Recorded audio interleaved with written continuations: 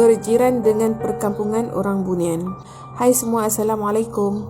Okey, kisah ni terjadi pada diri aku sendiri. Pada tahun 2007, aku diarahkan untuk lapor diri di Pulau Langkawi. Di sana aku tak tinggal di quarters sebab quarters penuh. So aku terpaksa cari rumah sewa di luar. Mula-mula aku dapat sewa bilik. Tapi untuk lebih selesa, aku cari rumah yang lebih besar. Aku dapat sewa sebuah rumah di tepi bukit. Dan rumah tu memang orang selalu keluar masuk untuk menyewa. Kiranya kat situ siapa yang duduk kat situ tak pernah lama. Aku sewa rumah tu dengan seorang housemate. Beberapa hari aku duduk di rumah tu, aku rasa ada something wrong yang tak kena di belakang rumah aku. Setiap malam selepas pukul 11 malam, aku mesti akan dengar suara orang menyemang di belakang rumah. Padahal kat belakang rumah aku tu cuma hutan saja, hutan yang tak pernah diteroka. Suara orang bercakap memang sangat jelas, macam kenduri kendara kat belakang rumah aku. Siap bergelak ketawa lagi. Dan kadang-kadang aku terdengar bunyi pinggan mangkuk yang sedang dibasuh di belakang rumah aku. Seolah-olah macam ada rumah lagi di belakang rumah aku yang sedang buat kenduri. Aku pernah tanya jiran sebelah rumah aku sama ada dia ada dengar ke tak suara yang sama macam aku dengar. Dan dia pun cakap benda yang sama. Dia pun dengar juga benda yang sama. Tapi kami semua buat tak peduli saja sebab benda tu tak pernah kacau kami pun. Aku pernah bagi tahu dekat tuan rumah, tapi tuan rumah cuma senyum sahaja.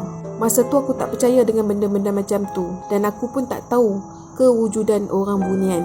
Selepas 2 tahun aku duduk di rumah tu, aku berkahwin dan aku masih tinggal di situ.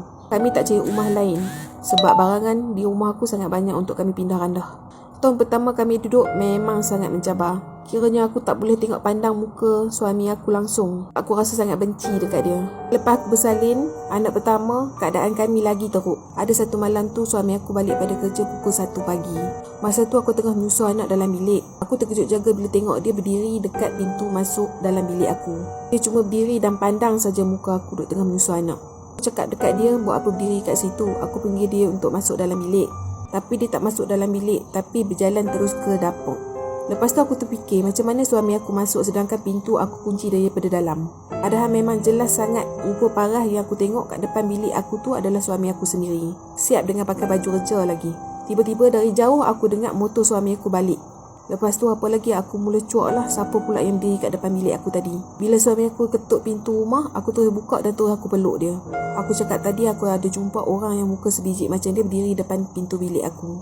Dia pun rasa seram sejuk masa tu sebab aku fikir siapa pula yang masuk dalam rumah aku. Kami sama-sama jalan pergi dapur untuk cari siapa orang tu. Ternyata pintu rumah aku depan belakang kunci daripada dalam. So siapa yang masuk dalam rumah aku masa tu? Selang beberapa hari, aku dengan suami aku decide untuk jumpa ustaz. Nak tahu ustaz kata apa? Dan siapa ustaz yang kami jumpa tu? Jumpa aku di part 2.